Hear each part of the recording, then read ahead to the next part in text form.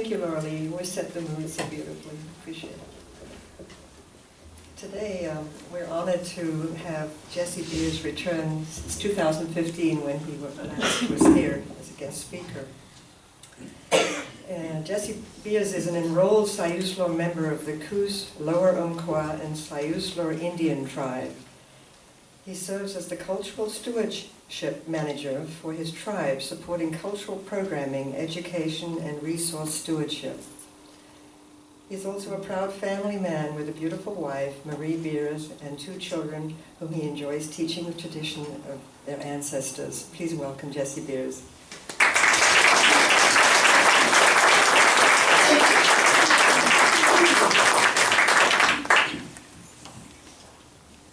So real quick, I'm going to pile on with the radio station thing. I'm sure they won't mind too much. We had the opportunity to go in and have some traditional stories recorded in there, as well as some history and some different snippets that we're able to utilize for our ongoing work to build a story mapping, online story mapping for our Senate Bill 13, which is an education, statewide education that'll be going into the grades 4th, 8th, and 10th grade programming in schools, public schools. So we're really thankful for that ability to go in there, and I think they're very open to people coming in there and doing all kinds of different work that have to do with tribal perspectives or other cultural perspectives. So we really appreciate that and having that resource in the area. But anyway, that's not my job today. So my name is Jesse Beers, as was said, Confederate Tribes, Coos, Umpqua, Siuslaw, Cultural Stewardship Manager, Siuslaw Indian Tribe. That just means that I'm a Siuslaw Caucasian Umpqua person from Siuslaw territory. I'm going to talk a little bit about history, culture. It's a real short program, but if I overdo it, feel free to bring out the hook. I tend to go over my time sometimes. So this presentation, I was thinking it was like 2 years ago. I was here in 2015. Time flies, this is connection to place. Some of it may be reoccurring to the last presentation, so I apologize for that, but it takes about 7 times for the average person to remember something. So Tla or Tla'ai, Siuslaw Tla'ai, that's Siuslaw, and Tla is Milik and Hanas Coos. So the boundaries of our folks for thousands of years in these areas were kind of developed by natural landscape features and the rivers themselves. Every stream had its people, as it was said in the day, as James Buchanan and many of our elders said. And so every stream, every people are born into this watershed, into these stream systems. And so there's, in our confederation today, there's 4 bands, 3 tribes, and we'll talk a little bit about that. But today, you know these places as Siuslaw watershed, you know these places as the Umpqua watershed, you know these places as the Coos Bay area, right, those areas. And those rivers take their names from the people that lived there long ago and still remain to live there today. So let's have a little introduction to the rivers. So Coos is what you know the river to be today. Coos Bay, Coos River. Coos is the actual name of the bay. Coos Shichtime is the bay of the Coos people, so Coos. Hanas Coos is, to oversimplify it, is the people to the northern side of the bay, down to, if you're familiar with the area down there, down to past Hanasich or Empire, and south of that is Milik people, Penutian speaking, but Coos people. So these are tribal groups, but also language groups, and we'll get into that a little bit later as well. Crash course, right? All right, so Huich, or you guys know it, Umpqua, right? Lower Umpqua is the name of the people today that live there, although that name is also kind of incorrect, even though we utilize it as well.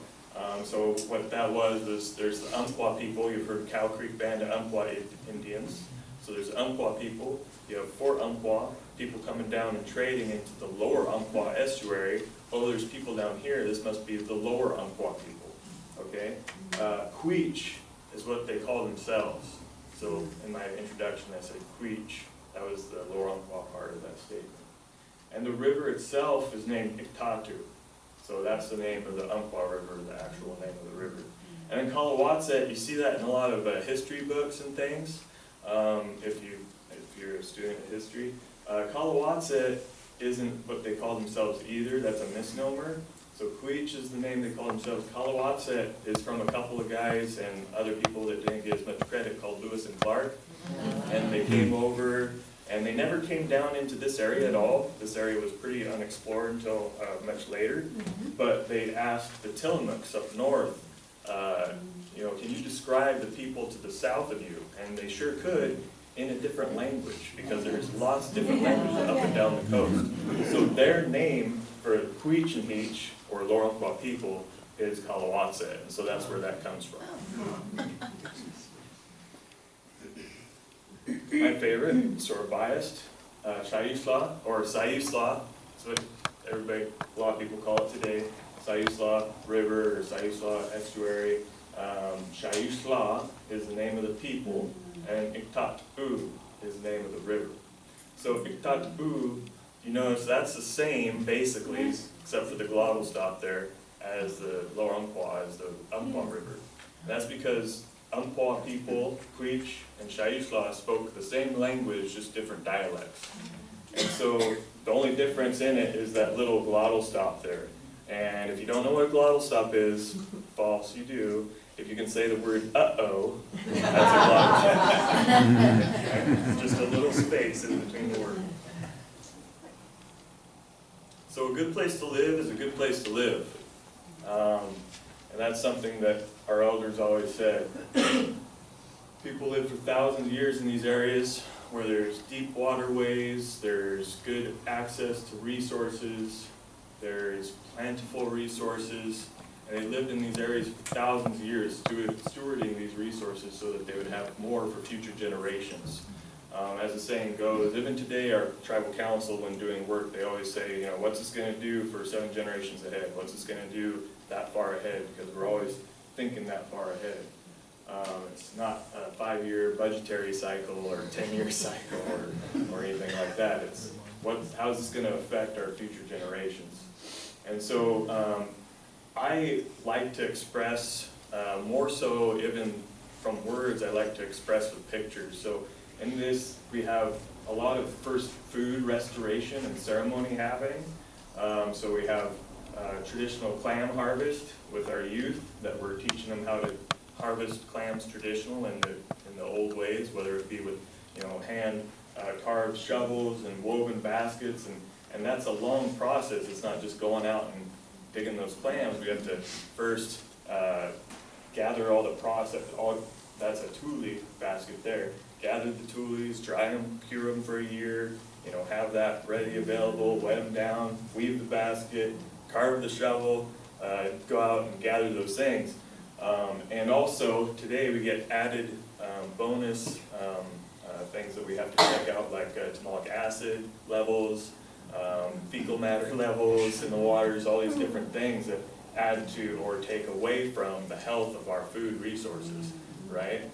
By going out of our way to have stuff delivered to us at big chain stores, we're not always able to harvest our foods that are right on our front porch, which is unfortunate. Wapato, that's the tuber on the top there. Wapato is a traditional, almost got it. That's a traditional foodstuff, and it's a plant that lives in the estuaries and local lakes. Until very recently, it was very low numbers. We've been restoring it slowly over the last 5 years, probably 10 years now. And so now we're to the point where we can actually harvest it and utilize it. And that's another thing that you have to watch where you harvest and utilize and propagate it, because of living in wet areas, and that's where a lot of things settle, unfortunately, into the muck layers. And you gotta keep them away from the ducks, 'cause but obviously huckleberries, eelgrass. So eelgrass and the herring roe that are on them, you can see that herring roe in the pictures, right? And so that's a twofold. So there's the food stuff of the actual herring roe, and then the eelgrass is dried and utilized for weaving material. But more than that, as we work to restore, especially in Coos Bay, South Slough area, we work to restore those eelgrass beds, it oxygenates the water and provides habitat for that herring roe. So these are things that we not only gather for foodstuffs, but we also are looking to those seventh generations, making sure we're helping restore those resources where there once was more, and due to dredging and things like that, there's less today. Try not to be too long-winded there. So this is a simple harvest chart. I apologize for the formatting. Sometimes when you throw different formats together, things don't work out exactly right. But so this is a harvest chart for our people. What it is basically is you have the fish species and four-leggeds and everything, and then you have the months in the middle. You have the peak seasons they're running, and the peak seasons are spawning, and then you have the areas at which you gather them and follow them, and then you have talked about where the village sites were that either followed those things or were located permanently, right? And so that's something that a lot of us try to, if not be able to live completely by today, we try to follow as much as possible. And a lot of our ceremonies follow those things as well. In the picture, that person, she's our water quality specialist. She's actually gathering red rock crabs out there, just picking them up out of the water. But this definition, and I'm going to have to read this definition. I like putting this up here because it makes people think, and me think as well. The intellectual and practical activity encompassing the systematic study of the structure and behavior of the physical and natural world through observation and experiment. Science. What is that definition? What is that definition now? Science. Yeah, good job. So science. Yeah. Science. And that is a lot of what we see our culture as. It's thousands of years of observing things and putting it into practical application. A lot of our ceremonies, like salmon ceremony, I'll give that as an example. A lot of our ceremonies are actually ways in which we help steward those resources, right? Salmon ceremony is something whereas you're harvesting salmon, you catch your first salmon, that salmon comes out of the water and all fishing stops. And that salmon is taken to the village and given to the headman. That headman gives out that salmon to multiple different people that have been doing good for their community. You know, whether best parts, like the cheeks, the collars, the bellies, all the pieces you can't get at the grocery store, finally down to the steaks. And once the complete fish is eaten, dances happen, ceremony, celebration happens, and those remains are kept, and the remains are given back into the water where they came from. Like we come from land, they come from the water. And so we give them back to their people and ask them to come back into the future. So that's a spiritual ceremony that's happening, but also there's salmon runs that are going upriver during that time. The healthiest, the first of the population are going up. And so it's a way to actually help with the population of the salmon. And I like to say that out loud a lot, as much as possible, because I like the visual of thinking about that happening today, right? You see people out there, all the boats fishing out there, and first salmon is caught, and somebody goes, first salmon, all the boats off the water, and big celebration happens. And it would be a really cool thing, and you know, it really help with the salmon population. But instead, what you usually see is, you know, it's a negative fish. All right. You know, and everybody goes to that spot. Oh.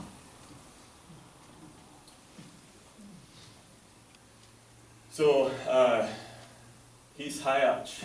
So that goes along with ceremony, with observation. It's not just the way we observe and applicate those ceremonies, it's also in the way in which we do so. So he's hayach just means with a good heart. So we have this belief system that, and this is something I always have to work on, is that whenever we're doing something, whenever we're making something, whether we're weaving a basket or making a drum or harvesting lamprey, and we only harvest lamprey now in conjunction with ODF and W because of the numbers of lamprey, or lack of numbers, because we insert chips into them and it's for counting purposes, but anyway, or salmon ceremony, those things all have to happen with a good heart, because we believe that we put a piece of ourselves into everything we do. So like a good example is those baskets. Those baskets are woven, as those baskets are woven, not by me because I don't have the patience for that work and I'm not able to keep the side notch with that, but those baskets, you know, your DNA are going into those baskets. So if you see a basket in a museum somewhere or something like that, that's DNA of the ancestors are in those baskets, right? Because there's skin filaments going onto those materials. There's you know, sometimes maybe with blood, with carving canoes, that's happened, I know that. You know, things like that into those, and also just energy. There's energy that goes into those things. So water breeds diversity. I saw a thing in there that said water is life, and that's in the Siuslaw language, that's chi tayu, water is life, chi tayu. But wa'as tayu, language and life. So water breeds diversity. So we have a lot of water here on the coast. Of course, everybody knows that. And so that just breeds a lot of diversity. And so the life is not only the foodstuffs that it breeds, red rock crabs, clam bake up at the top, different salmon, eelgrass down there, but also language. So this is a language map, and it's not completely super, you know, down to the foot accurate, but it gives a good idea of all the different languages that were here on the coast. So you have a big block of Penutian, that's the kind of, well, it's this area, the kind of goldish mustard color. And Penutian is a language family. So within that family, there's many different languages. The Alsea speak a different dialect in the Siuslaw, speak a different dialect in the lower Umpqua. Coos is a completely different language, and then the Millet Coos is a completely different language. Past that, you get into the Athabascan language family, completely different language family, not even a relation at all. And up north, you have a different language family. So it's like going to different counties and having to speak different languages. If you went to, you know, Lincoln County, you'd have to speak their language, or down to Coos County, Curry County, you'd have to speak different languages, Douglas County. And so many people were multilingual traditionally. You go to village sites, if you wanted to trade items or anything, there'd be many people that could speak many different languages. And then there's also Chinukwawa, if anybody knows about that. Chinukwawa was a big trade language. And so certain people spoke those languages as well. And that was a language that kind of went clear around the Northwest, because we have items like Italian coming down from British Columbia, it's a money item. We have things obsidian coming in from the east. We put out dried salmon and different goods to the west, or to the east, you know. So those things are all very important. And all this time managing for abundance. And it also speaks to permanence of place, because you cannot have that language divergence without people living here for thousands of years in their little valleys, right? You know, this language divergence that thousands of years, this language is different than this language, or people coming in from different language families and stuff. But the dialect differences are argued to be just people being in an area for thousands of years and those languages diverging. So with that, and a little introduction to the Salmon people. This is a really hard to see slide. And it's also wonky. But we have different languages, and on the far left, port side, you got different animals like the Chinook salmon, steelhead, hike. So you got all these different languages, and that's the water people. The water people were very important traditionally, and are still very important today to a lot of us. It was believed that they had great power, that they were to be treated with great respect, and part of that is obviously because it was important for the survival of the people to have these resources. But part of it was also just to show the respect for those resources as well. So when you break down the culture into, if you have to, 3 major things. It's respect is the first thing, which if you have true respect for something, like I'll use lamprey for an example. Like lamprey, you're not supposed to, if you harvest it, we're not supposed to use any type of a knife that's metal or bone or anything. You're supposed to use a freshwater mussel knife on that because it's seen as being disrespectful. So even just little things can lead to disrespect to an animal. You know, or there's lots of stories about young people disrespecting food sources. Like there's a story of the salmon did ill to boys, where the young people took the salmon, harvested it, a lot of salmon, and on their way back home they had to make camp. And they made camp, and one of the boys just wanted to go straight to sleep. Probably the one that had been working hardest, honestly. And the other one kind of wanted to be rambunctious still, you know, wanted to play and stuff. And after much argument, it's a shortened version, after much argument, the one boy went to sleep, and the other boy was up playing still. And he said, you can go to sleep, but this is going to be your wife for the night. And he laid a salmon next to him in the bed. Well, that next morning, the kid woke up. There's a salmon next to him in the bed, and he's like, this is gross, this is disrespectful. And so they head back to the village. As they head back to the village, they notice the tide is the lowest anybody's ever seen, and all the people are down there checking on what's going on. Why is the tide so low? And there's these bells. They can hear these bells. Not like modern day bells, but like pine shell, pine nut bells and stuff. And they can hear these bells in the water. And so everybody goes out there to see what it is, and it's these babies are on the water, on the waves coming in, these babies, infants. And so all the people say, we need to go check on that, we need to go save those babies. And as that happens, the water gets closer, closer, the waves get bigger, it turns into the salmon people. And those salmon people destroy the entire village site. All because that one boy disrespected the salmon.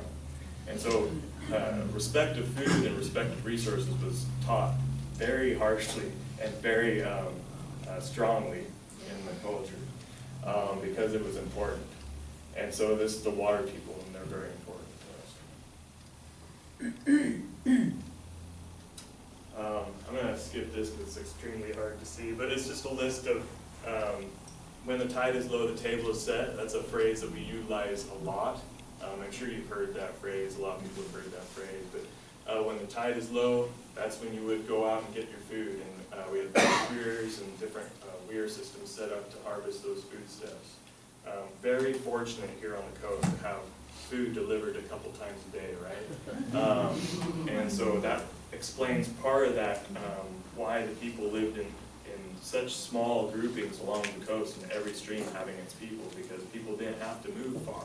They didn't have to go a long ways. Our village sites were very permanent. On the North Fork, there was 14 houses, and people would live there year round. It was very permanent village sites. Living memory. So I talked about this a little bit with the baskets, and this is a better example of one of those traditional clam gathering that's happening, because you can actually see the shovels that are utilized as well. And then this is us on the canoes on the Queech, on the Iktatu, on the lower Umpqua River, traveling upriver. And so we still do that. We still utilize our canoes to harvest with, and we still make canoes and travel in our canoes. And it's a great teaching for our young people to be able to utilize those canoes. You don't get to know the water driving 60 miles or 55 on the highway, on the bridge. You really get to know those waterways and the personality of the waterways on the water. And so it's very important for us to get out there with our young people and do those things.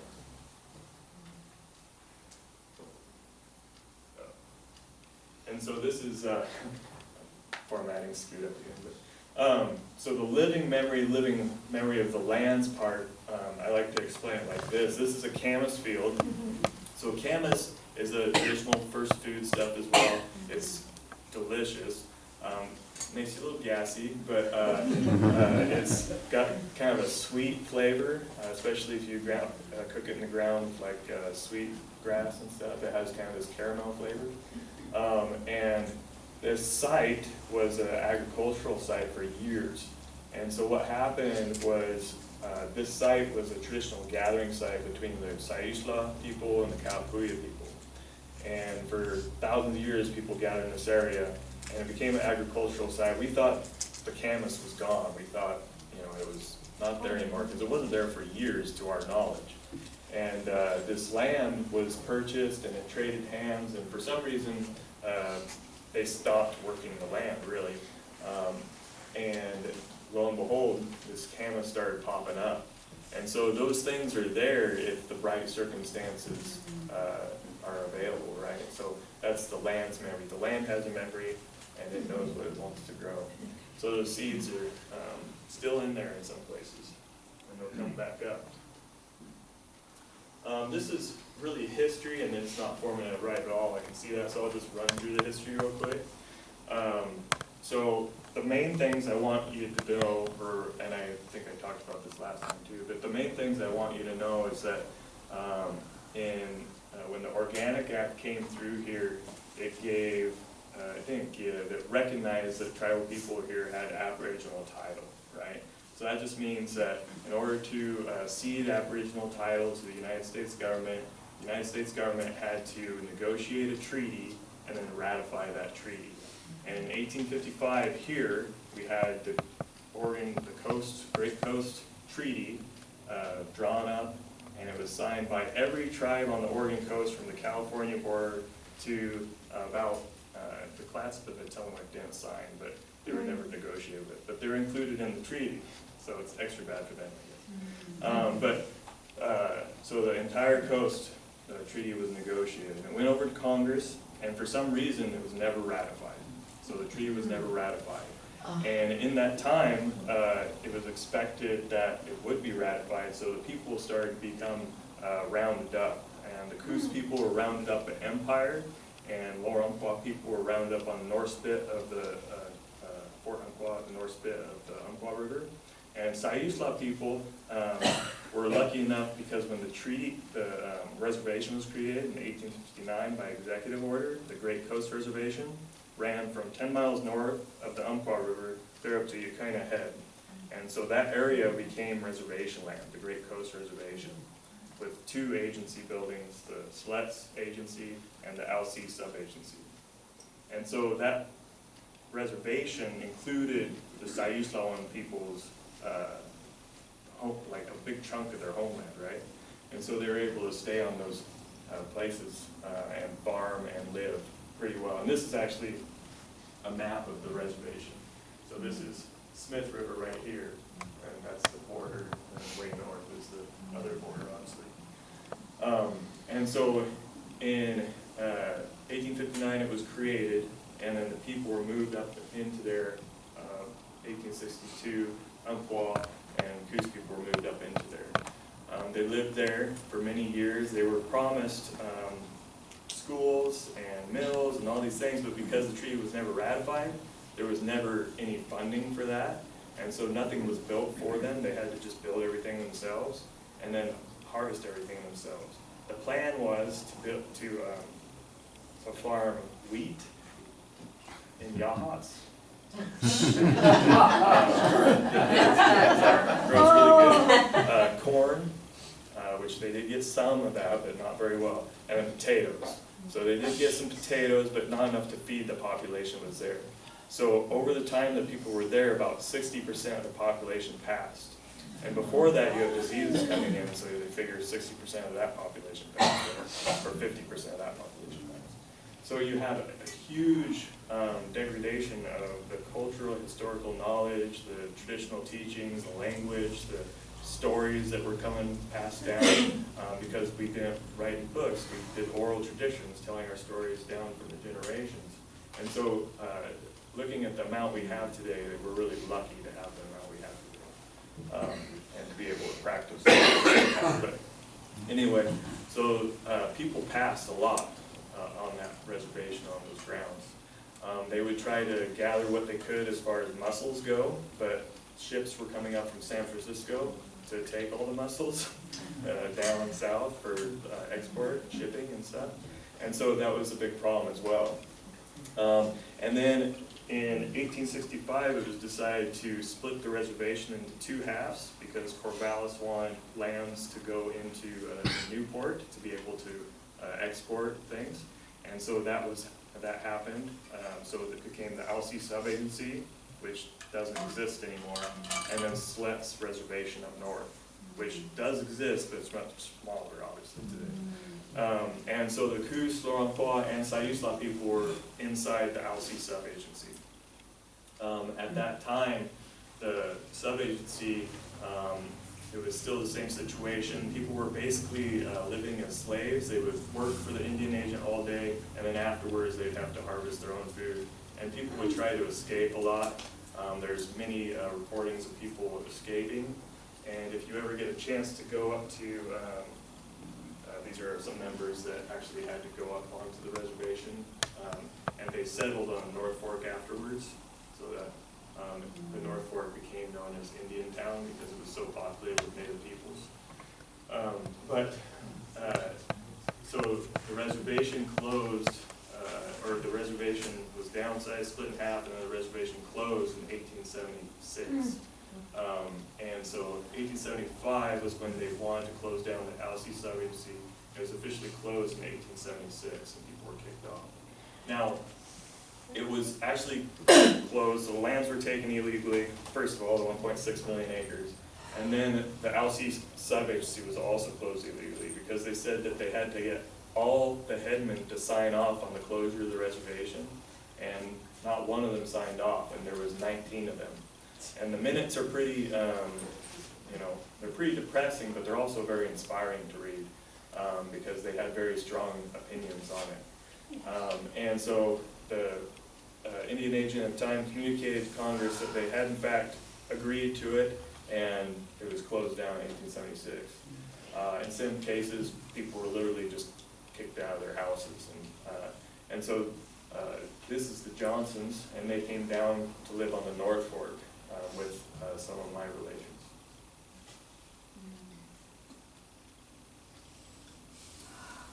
And this is more modern stuff. So after the reservation closed down, people really just kind of tried to survive however they could.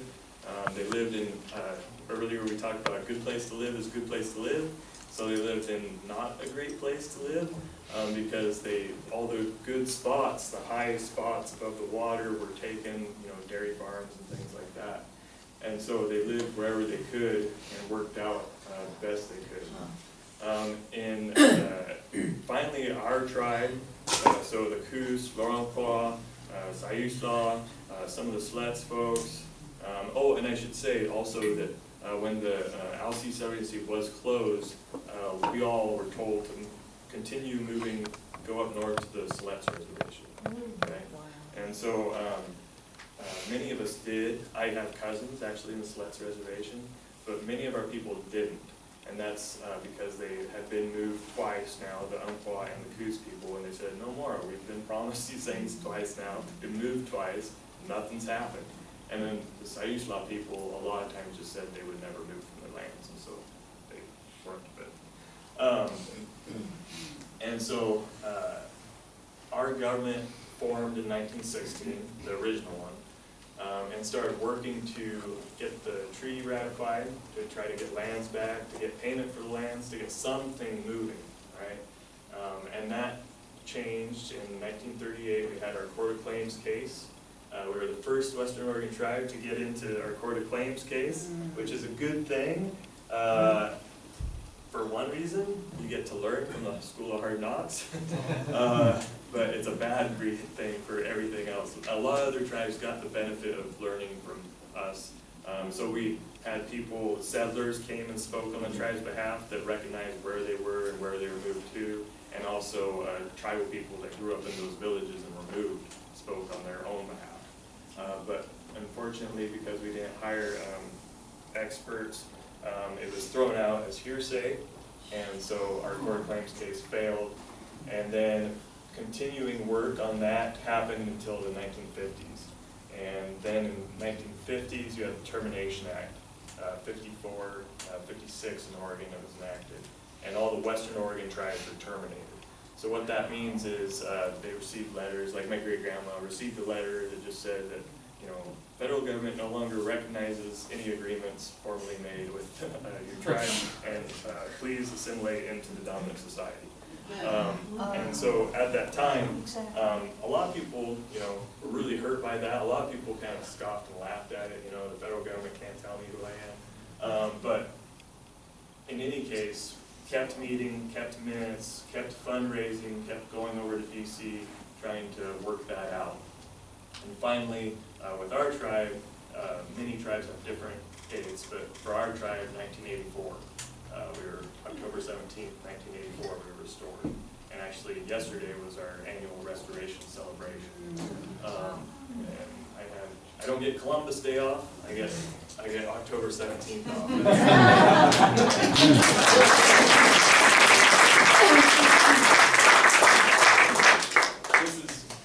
I took this picture because I was working on some Senate Bill 13 curriculum work, and these are pictures of my family on my desk, and maps and allotment letters and all kinds of good stuff. And so our restoration happened, recognition. Yeah, I already talked about this, but our restoration happened, and only one of these people in this picture is still alive, but we had people just work diligently through fundraising, and we're super grateful to those people that gave a lot of their lives to work on restoration. So today we've been restored, and from restoration, I'll just say basically that we've worked on, we have a constitution, and we work to promote the identity and culture of our people, of the Coos, Umpqua, and Siuslaw people, and we do so through this government structure. And then I'll roll real quick through the rest of the slides. Basically, the main thing I want to talk about is, or I just really want to show you a picture of it, is this. So this is where my heart lies, right? So this is HISA, just thank you, and this is us working with our youth to promote the culture for our future generation. And my kids are here today somewhere. So HISA, thank you, and I know I'm probably over time. Okay.